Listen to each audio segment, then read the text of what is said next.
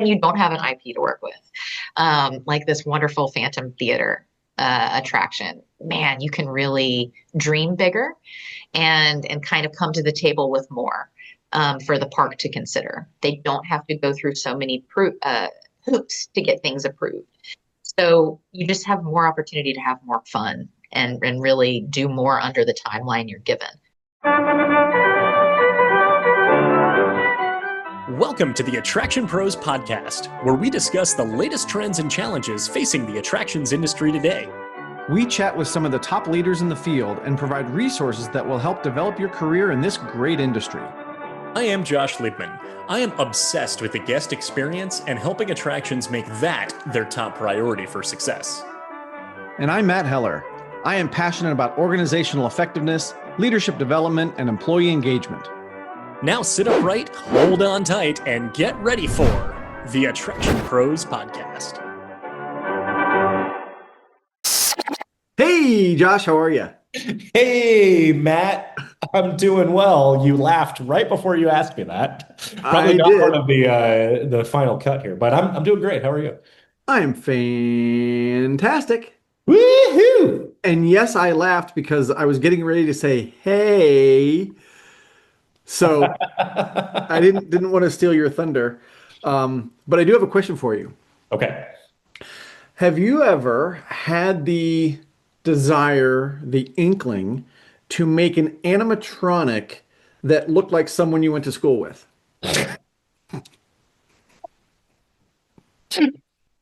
You haven't seen my basement, have you, Matt? Now I'm kind of afraid to see your basement, quite frankly.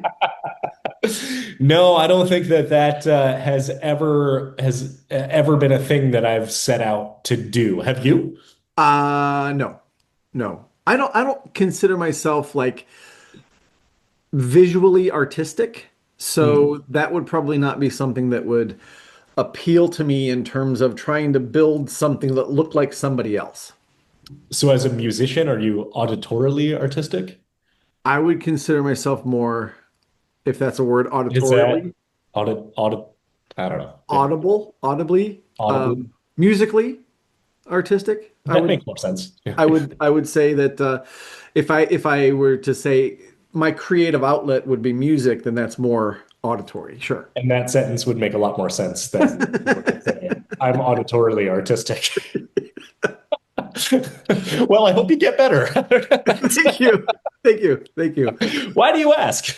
I ask because you and I love to get into the origin stories of a lot of companies that we get to talk to. And this one's pretty cool. We have had John Wood on before from Sally Dark Rides, but today we get to talk to Lauren Weaver, who is the Vice President of Marketing and Business Development for Sally Dark Rides. And she recounts how Sally got its name and where it started. So I'm going to let her tell that story, but it's pretty interesting. Not what you might think in terms of how a prominent dark ride manufacturer in the theme park industry, it's not how you think they're going to get started. Not at all. She also talks about the impact of dark rides on the theme park or amusement park experience and the way that they have oftentimes a lower, if any, height requirement at all. It gives the opportunity for an entire family to be able to ride together, which is a lot of times why families are visiting theme and amusement parks, is to truly spend time together and not necessarily split up or do a parent swap, child swap, baby swap, whichever term your park may use, your park or attraction may use, and then to sync back up later. It gives the opportunity to really amplify the experience in that story-driven environment, which can give an amusement park that might not necessarily have a larger centralized theme an opportunity to create a themed experience. Absolutely. She also talks about the blurred lines of marketing, thinking about when Sally builds a ride and they put it into, for example, Kings Island. Kings Island's going to do a lot of the marketing, but then it's Sally Dark Rides who's actually built the attraction, so they're actually marketing for Sally as well. So it's really interesting to see how those two things kind of go together, and that probably the general public, if they're not researching or if they're not looking for who built this ride, they think it's all Kings Island. right? Unless they've seen the Instagram or the TikTok or something like that, they think, oh, Kings Island built this ride, when 9 times out of 10 for any of these specialized attractions, it's another company building it for the park. So, anytime you're going to put in a new attraction and the park is doing advertising for that attraction, it's like they're advertising for both, right? And then similarly, when you go to a trade show, and Lauren talked about this too, when they're marketing for their rides, they're actually also marketing for the park. So it's a really interesting thing to hear her talk about. Yeah, this reciprocity of marketing in a way, and that's something that I think we probably all see at the surface level. But Lauren talks about, and use Kings Island for an example of the suggestions that she made for them to be able to market the attraction. That's where I really see the blurred line of, yes, she's doing marketing for Sally Dark Rides, but the more that she can help the parks strategy with that as well, and then vice versa when it comes to trade show time is where they get the reciprocal benefit of it. And she's also been in the industry basically her entire life. So her dad, John Wood, one of the founders of the company, she talks about really growing up within the company and being able to see expos and trade shows at a young age and working the booth, and then also taking some time and really seeing it from the lens of the operator as well, in working at Adventure Island in the Jacksonville area. So is it time to hit the dispatch button and take off into this dark ride of an interview with Lauren? Let's do it. Hey, Lauren, welcome to the Attraction Pros podcast. We are so excited to have you on today. How are you? I'm great. Thanks for having me on, guys. This is exciting. Yeah, absolutely. So to get this started, tell us about yourself. Tell us about your background and just your career. Oh, goodness. Well, I feel like I've been in this industry for all my life, and I truly have. I was born and raised in Jacksonville, Florida, right where Sally Dark Rides is based, raised by my father and mother, John and Sherry Wood, and have enjoyed this city for as long as I can remember. Of course, I went off to college, went to the best college of all time, Florida State, go Noles. And went to school for international affairs with really the dream of coming back to Sally and having this be my career path. Of course, I went and worked for a little FEC and water park right out of college, got some industry legs, and then a few years later came on to Sally and kind of started our social media marketing, and really just got behind the promotion of our product and our services and our people, and just being able to kind of show off what we do and assist our clients and our partners with marketing their attractions and promoting their new dark rides. That's what I get to do these days. That's so cool. And so can you give people, if they don't know who Sally Dark Rides is and what they do, can you give them a little glimpse? Yeah, sure. So we've been around for almost 50 years. We started in 1977 by three Johns, and we got into the animatronics game. One of the Johns was he was in dental school, and he was tasked at giving a creative project. He was in a class called Creative Communications. So while other people were doing maybe a mock commercial or a flyer, John Rob Holland decided to take a mannequin's head and mold it to look like a girl in his class named Sally. Make the mouth and eyes move, widen the mouth so he could talk about the teeth, because again, dental school. And then put the thing in his garage until another couple Johns came over and thought, wow, this was so cool. Star Wars had just come out, and animatronics and robotics were like the hot, cool thing. I mean, they're always cool. But then they thought, let's take over the retail world and kind of nix the static, typical showcase figures of women's clothing, or the mannequins of the world, and let's make them move and talk and engaging. And we did that for a year until we found IAAPA, and we were like, oh wait, wow. These people really know the power of an animatronic. We don't have to sell them as hard. They just get it. They get the communication tool. the fun of it all. And so we really started working with the entertainment and attractions industry. And we did a number of animatronics over the years. When Chuck E. Cheese got big, we rode that wave and did a lot of animated productions, multiple animatronic shows, some of which are still around today. Um, but then when Chuck E. Cheese went under, we had to kind of change our business model. And we loved our animatronics. We wanted to keep our shop intact and everyone working. And we thought, why don't we do what Disney does and make our animatronics stars of dark rides and start doing the whole thing, not just the bits and pieces. And so we brought on a creative design staff and then had to go out and convince the world of, easily maintainable dark rides that have a place in the regional park. So we started small with smaller interactive dark rides, and now I feel like we've really reached that vision, that goal of having kind of blockbuster anchor attractions, dark ride attractions in many parks around the world. So that's Sally in a nutshell.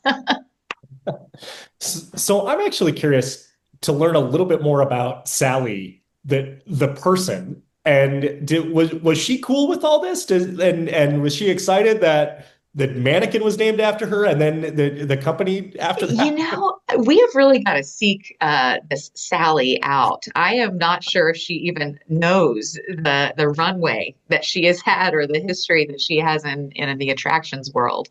But I do know that it was a friend of that original dentist in his class. I think he might have had a crush. But anyway, it's been the namesake of our company. It was also one of the first animatronic figures that really took off for us. We adapted that head, that original head, to then become a piano playing, woman that sings in hotel lobbies and restaurants and even bathrooms in some places of the world.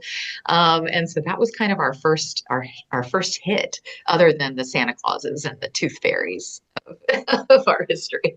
But actually, a few years ago, we even redid Sally again and made her a DJ. And she toured the IAAPA circuit, if you will, and went to Asia and went to Europe, and now she resides here at our at our facility in Jacksonville. That's so awesome. I love following kind of the history and kind of where things come from, the origin story, if you will. So speaking of origin stories, and you said when you went off to college, you kind of felt like you were always going to come back to Sally. So what was it about coming back to the business that, what drew you back to the business? Why did you know that you always wanted to come back? As soon as you get a taste of this wonderful and incredibly fun attractions industry, I mean, I got addicted. It had me at day one. Luckily, this is a family company. My father had brought me around to IAAPAs and to many theme parks around the world. And it's really easy to catch the bug, I think. And it's just so much fun. And the people that are in this industry are people that I have really are part of my family now. Some people I met, it's such a young girl, and they're still some of my closest friends. So, this is the world of entertainment and fun. Everything is cool. Everything is new. Everything is, knocks you on your socks and makes your eyeballs pop out of your head. And how could you not want to stick this out and do this forever and ever? I want to do this as long as I possibly can. I'm curious about the time that you spent with Adventure Landing and the importance of really seeing it from the lens of the operator. I wonder if you can kind of talk about how that was and how that time was even critical to then being able to kind of come back to the supplier side of the business with really kind of that dual lens. Absolutely. That's what it was all about. We kind of have this family rule of getting our feet wet and being able to maybe get involved with other parts of the industry that we won't necessarily be a part of, for the test of time. So being able to work group sales at a, water park and family entertainment center when you're doing kind of everything from birthday parties to getting large 200, 500 groups to come and check out your facility, and then to see how that all functions. How does 12 birthday parties function in a day, or how do we close down the water park for the general public and then have cater to this one specific group from 8 a.m. to 8 p.m. There were so many little operations under that roof too. We had everything from mini golf to games and laser tag, and then of course the water park. So it took a village to get that one operation to run every day and function together as a team. And that was really eye-opening to me. I mean, I learned a lot in those few years. And also met more people from the industry that way. So it was definitely a great stepping stone. And I'm still friends with a lot of those guys. So I really appreciate that time of my life.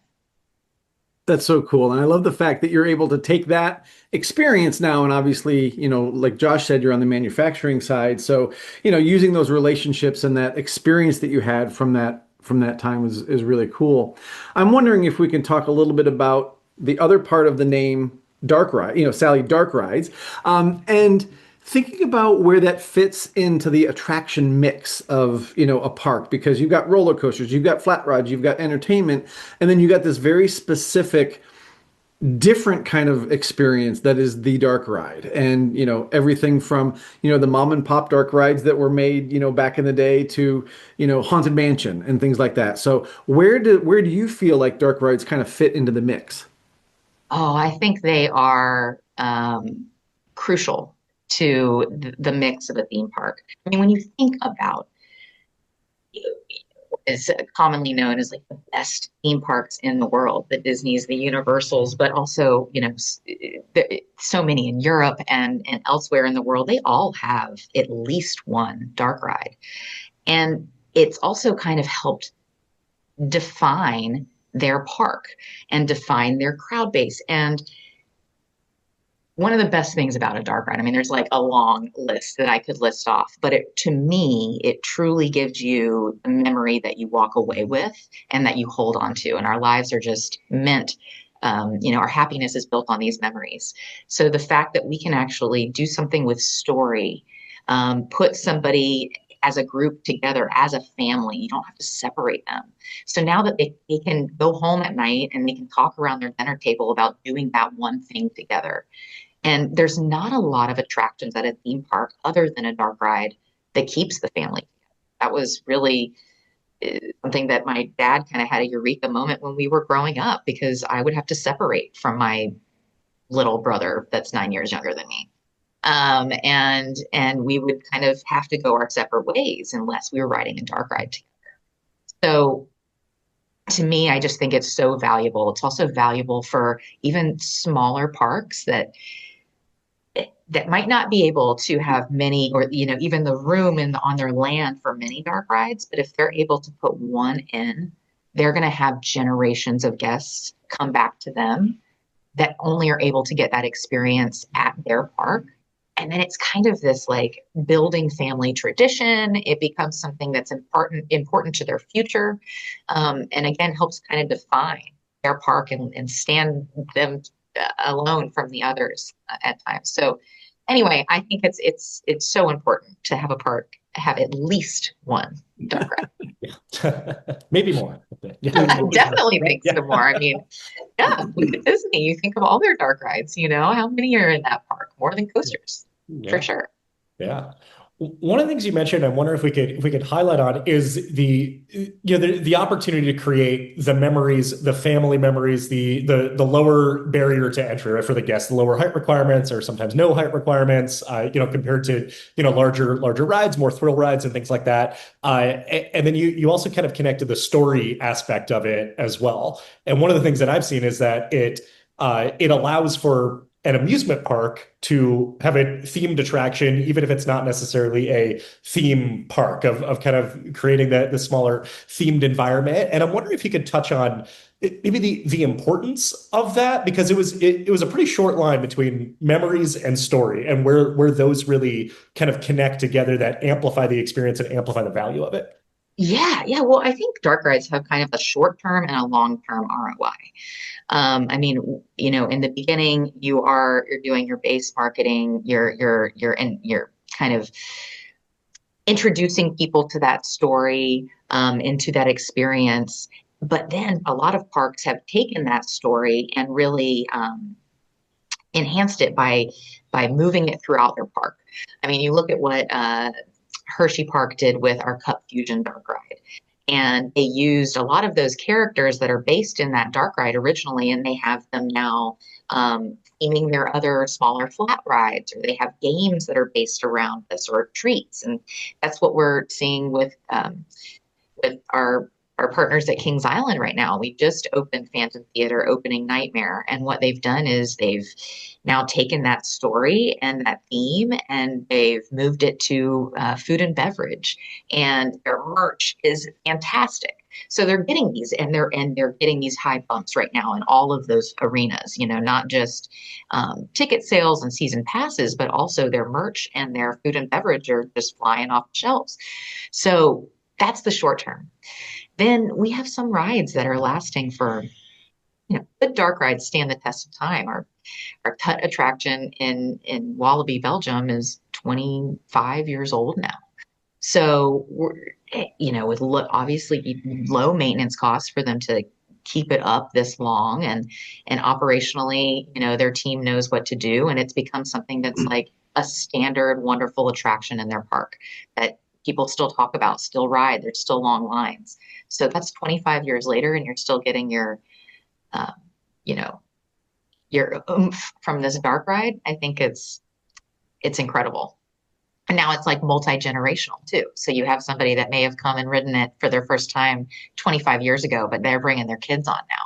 So we love to hear stories like that. And especially right now, we're hearing a lot of that with Phantom Theater, because that was a redo of an original attraction from the 90s. And we just brought that back. So we truly have multi-generational guests that have experienced uh, this attraction and versions of it at this one park, and can speak on that and tell us how much that it means to them and how cool it is. And it's just putting a huge smile on so many of our faces right now.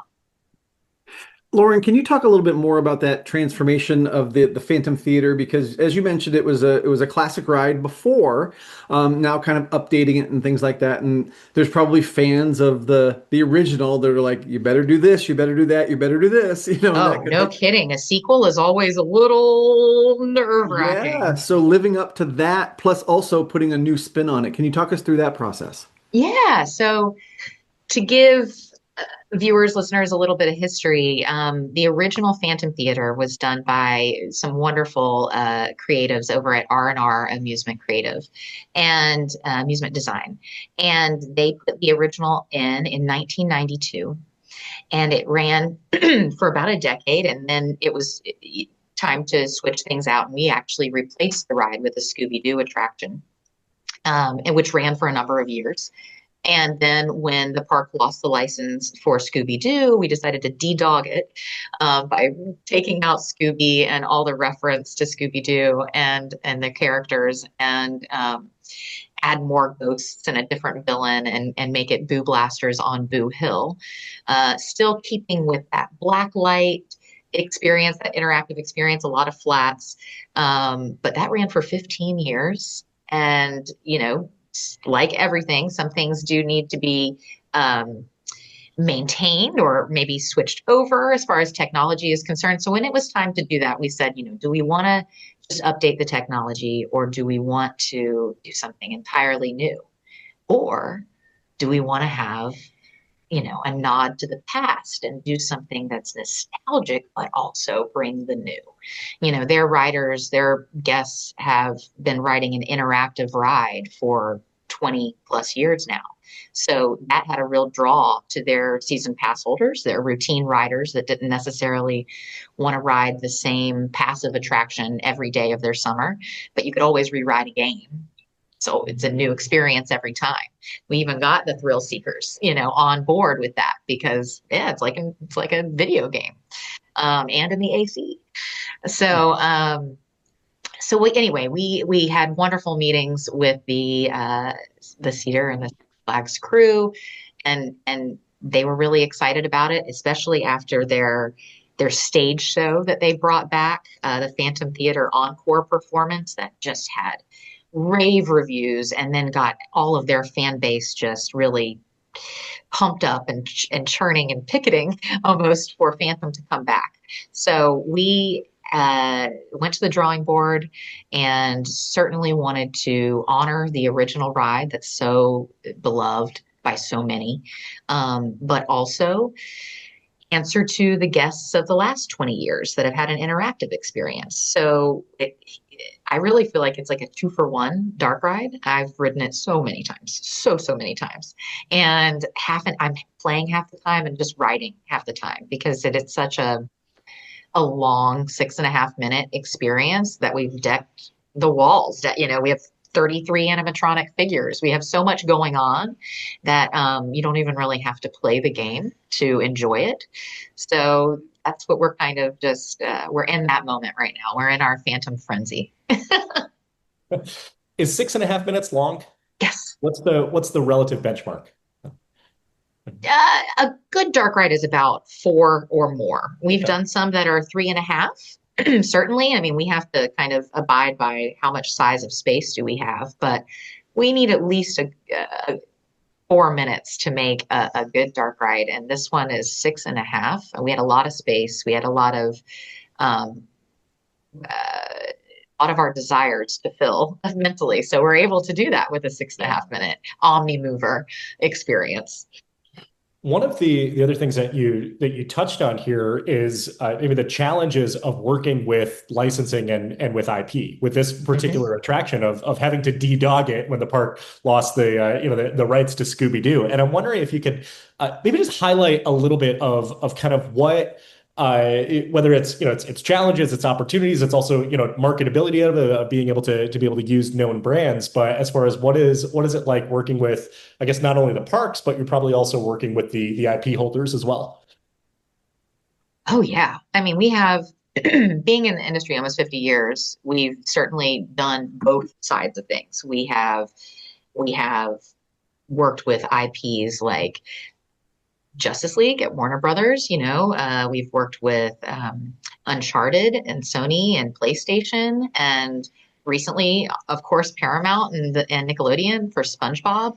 It does have its challenges, and it does have more approval time needed. So those design and development IP attractions typically have a little bit more of a runway. We give ourselves more of a runway, but man, it gets our team so excited to work with something that they've already known and loved and cherished. Sesame Street, are you kidding me? That was like a dream come true for not only our designers but our animation staff. So it's in marketing, I always got to make sure that I check all my boxes and we're saying the right stuff and putting everything in print the way that it should be in print. But it brings us so much joy to work with IP. We just have to have a little bit more time to make sure that we are honoring their vision, hitting on their brand standards, and that when those diehard fans ride the rides and ride our attractions, that they are saying, wow, that looks exactly like his watch in the show, or that is the spitting image of this person or this character. That's real SpongeBob. That's our goal. Now, on the flip side of things, when you don't have an IP to work with, like this wonderful Phantom Theater attraction, man, you can really dream bigger and kind of come to the table with more. For the park to consider. They don't have to go through so many hoops to get things approved. So you just have more opportunity to have more fun and really do more under the timeline you're given. We often, can turn out a dark ride in a year and a half, 2 years, and that doesn't give you a lot of room to get all of your marketing dreams and desires, fruition.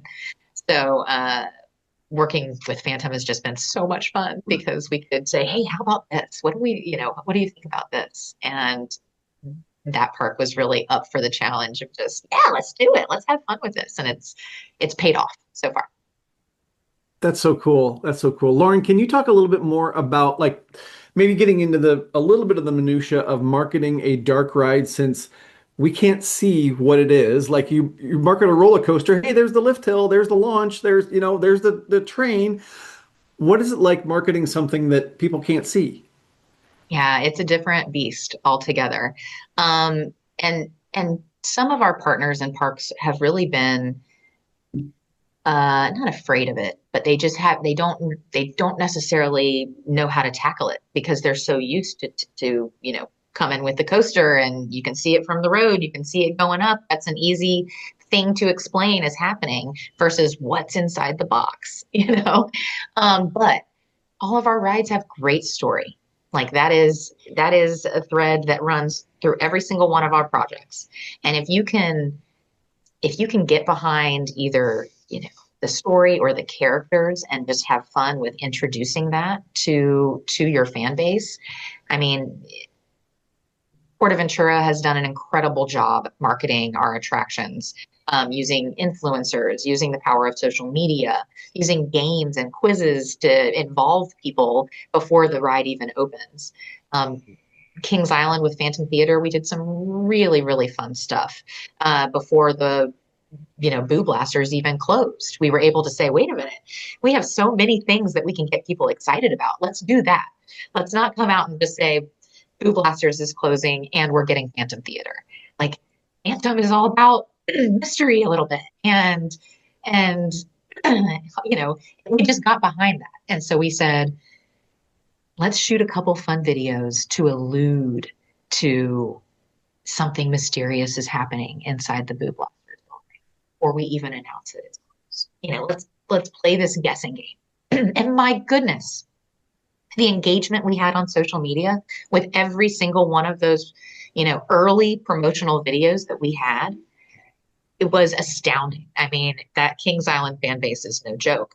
But the proof was in the pudding. The engagement levels were there. So, we just, their park marketing and social media team really latched on to the power of social media and have been able to roll out 6 or 7 now, I think, behind the curtain videos all about the attraction.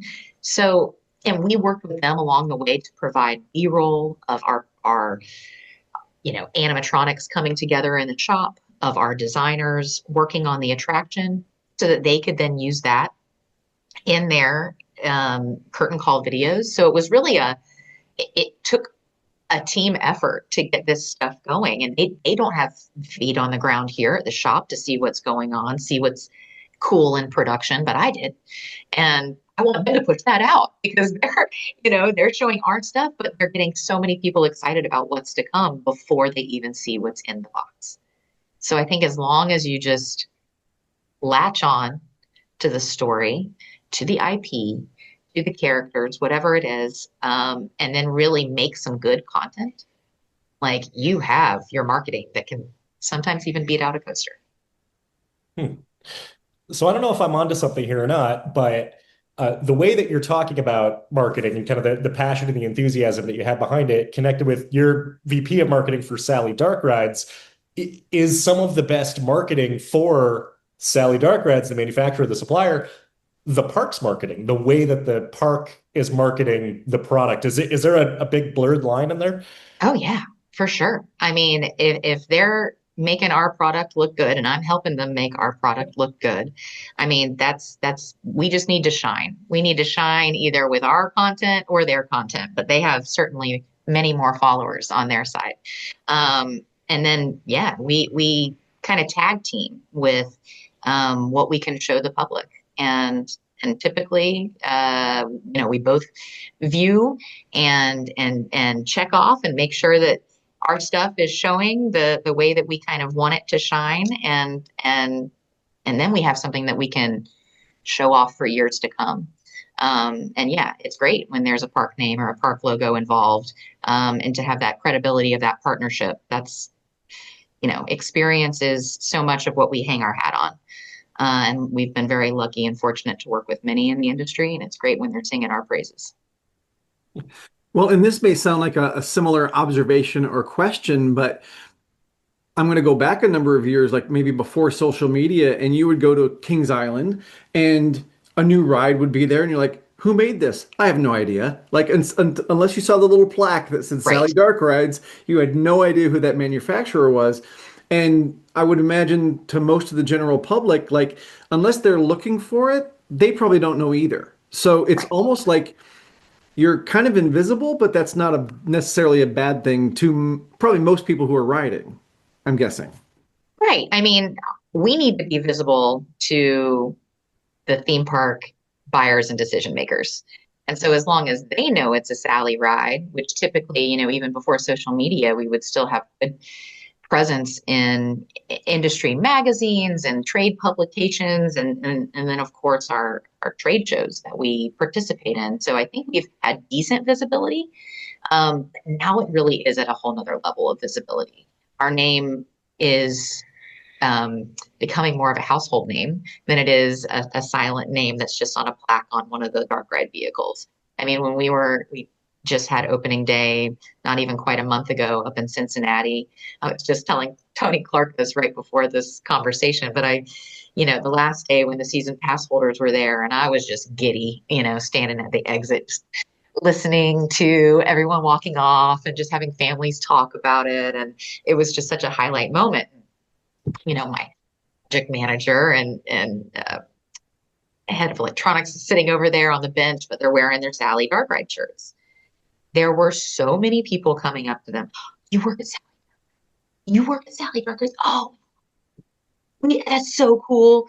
How do I even get into this business? Of course, everybody wants a piece of this pie and to get in on the fun. But it really was so rewarding to see our name being recognized too, and that there is now a following. There's, a little bit of, I guess it's all the theme park nerds out there that they're just realizing who's making these things, finally. But anyway, it's great. It's great for us. It's great for our pride here at the shop.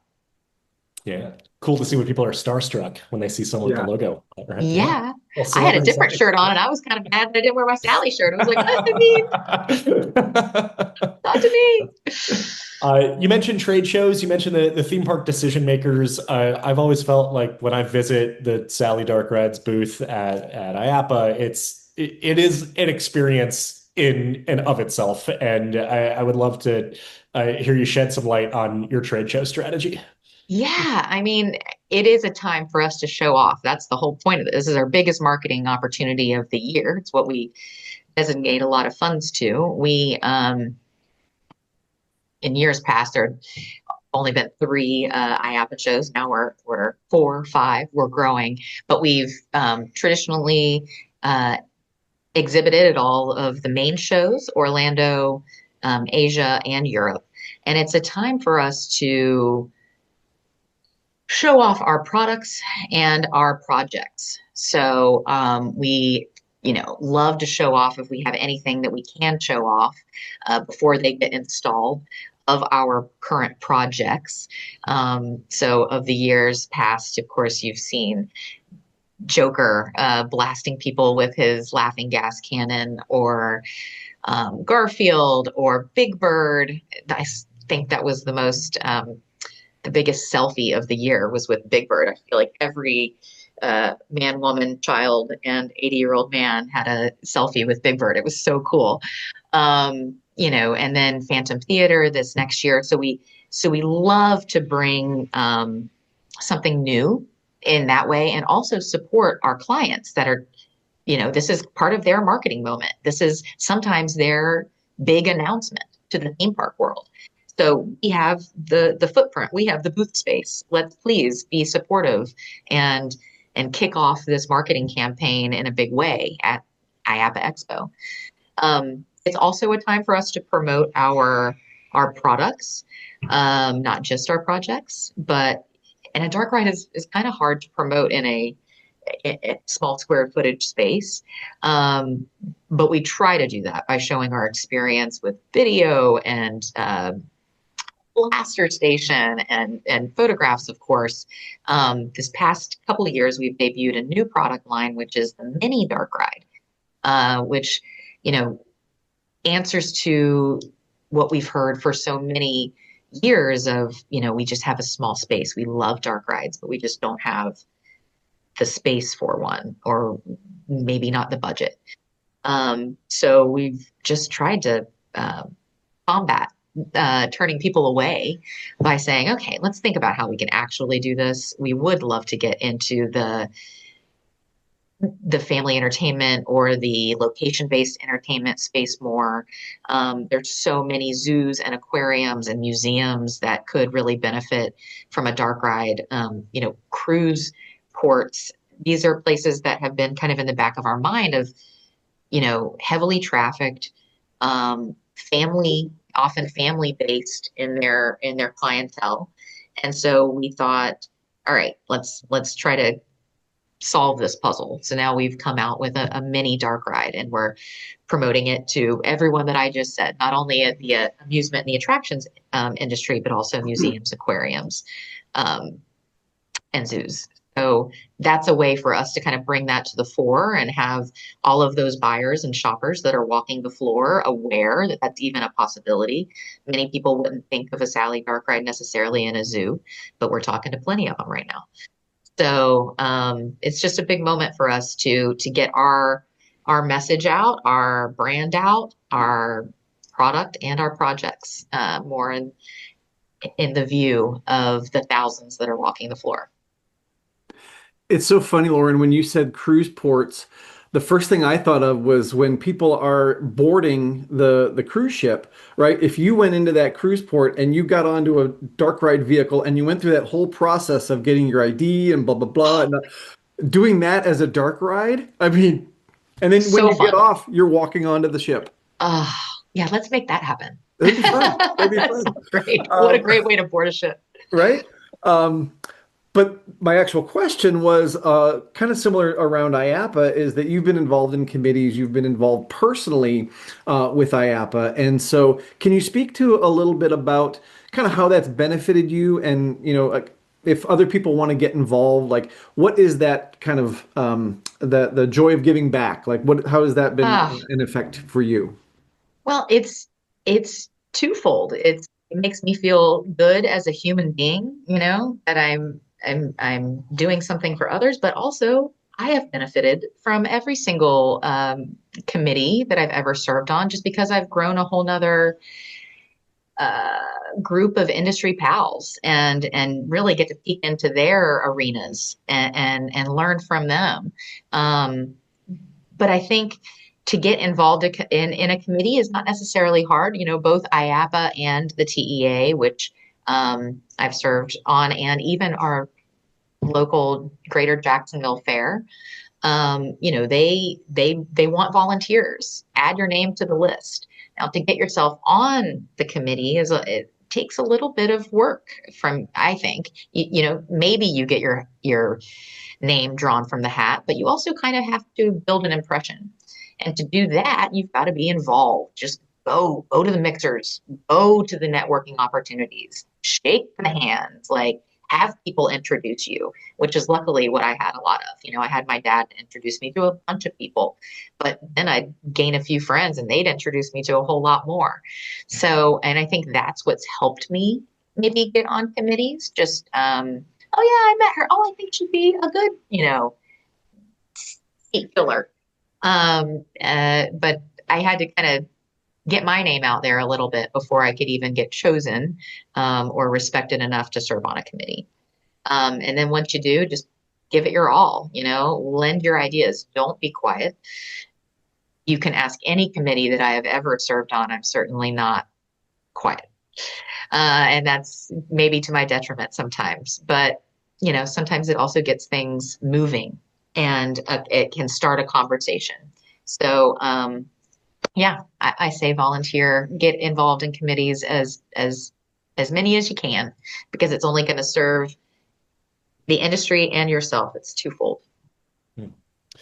This might be a little bit of a full circle question here, but kind of calling back to one thing that you mentioned early on is that you got to experience these trade shows as a child and at a young age. And I'm curious what that was like for you of being able to see the industry through that lens and if there were any particular things that stuck out.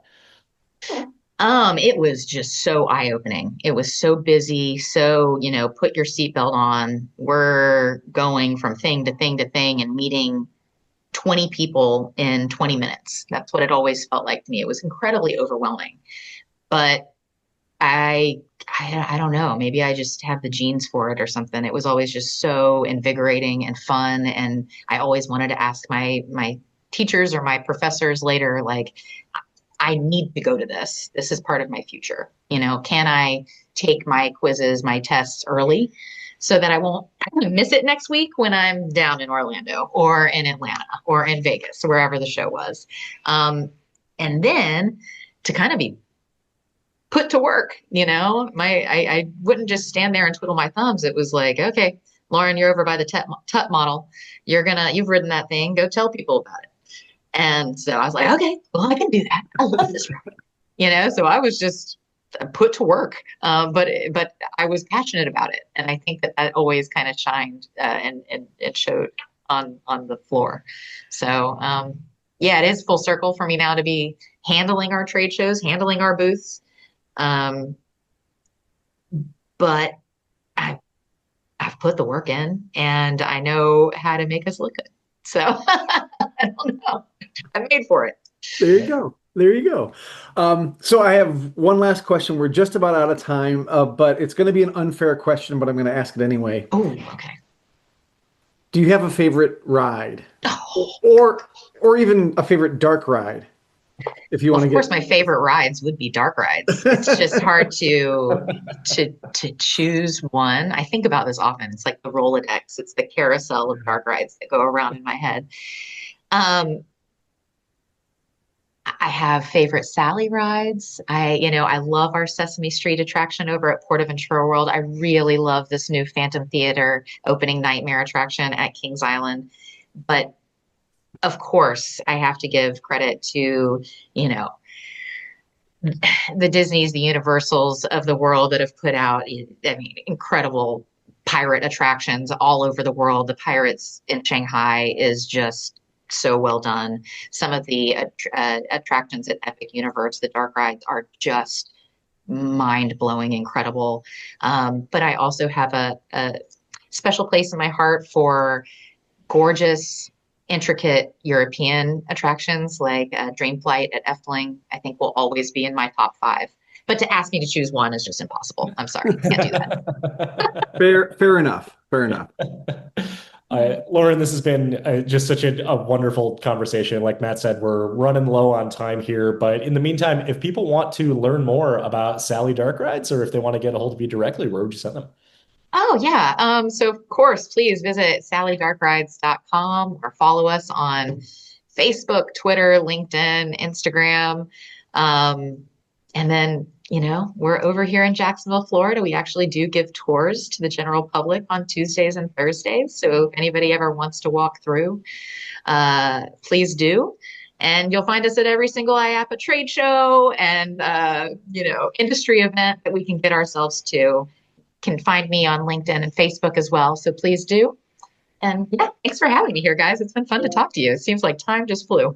It really, time flies when you're having fun, right? So yes. So Lauren, this has been a wonderful conversation, as Josh said. Can't thank you enough for your time. And for everybody out there who's watching and listening, just remember, we are all attraction pros.